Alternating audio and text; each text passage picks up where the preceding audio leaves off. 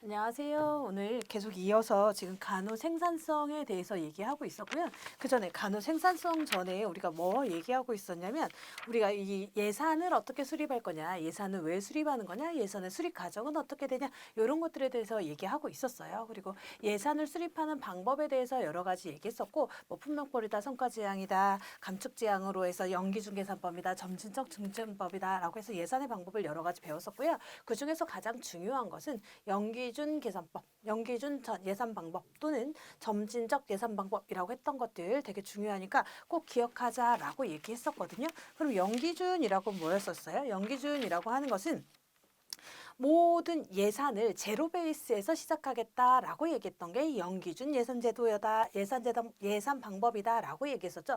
모든 것이 제로 베이스다라고 하면 그동안 진행되어 왔던 사업들마저도 새로 효율성을 따져서 분석해 보겠다. 그래서 이게 지금 현재 우리 조직의 목표를 달성함에 있어서 효율성이 있냐 없냐 이런 것들을 따지겠다. 그리고 신규 사업 또한 따져서 신규 사업, 뭐 기존에 하던 사업, 모든 사업을 통틀어서 효율성이 가장 높은 걸 우선순위에 두겠다. 그래서 우선순위를 새로 설정해서 예산을 수립하겠다라고 했던 것이 제로 베이스 관점인 연기준 예산 방법이다라고 얘기했었거든요. 그래서 이 연기준 예산 방법이라고 했던 것은 감축지향 예산 방법이다라고 얘기했었고요. 이와 다르게 뭐가 하나 있었냐면 예산을 짤 때 우리는 작년에 사용했던 거에 올해의 물가상승률이나 소비자 물가지수를 곱해서 단순하게 짜볼 거야 라고 했던 점진적 예산 방법이라고도 있었어요. 점진적 예산 방법이다 라고 얘기했었던 것은 얘는 단순히 목표를 어떻게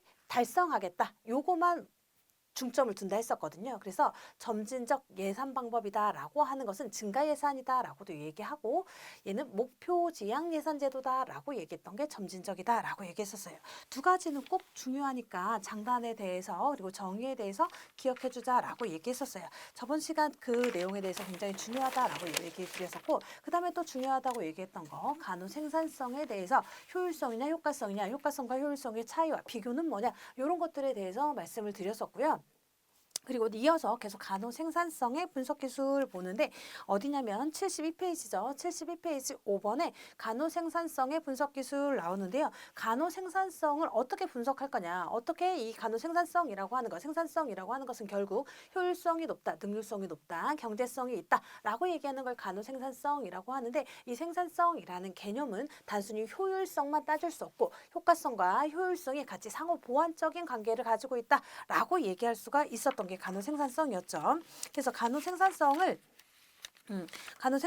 분석하는 기술에는 뭐뭐가 있었냐? 1번 보시면 수집된 자료를 사용해서 역대 업무 수행 수준에 맞춰서 표준을 정하는 방법이 있고, 그다음에 그동안에 행해졌던 모든 자료를 분석해서 표준을 정하는 방법도 있다. 그리고 시간 동작 연구를 통해서 분석하는 방법도 있고 전문가의 자문을 받아서 간호 생산성의 분석을 할 수도 있다라고 했던 여러 가지 방법들이 있었어요. 그래서 72페이지에서 73페이지까지는 그 작은 것들은 그냥 읽어보시고 큰 제목에만 줄을 치시는데 첫 번째 줄에 1번 첫 번째 줄에 수집된 자료를 사용 역대 업무 수행 수준에 맞추어 표준을 정하는 방법이다. 거기 줄 치시고 두 번째 줄에 2번에 분석 자료를 신빙성 있는 단체로부터 얻어 표준을 정하자. 이게 2번. 3번.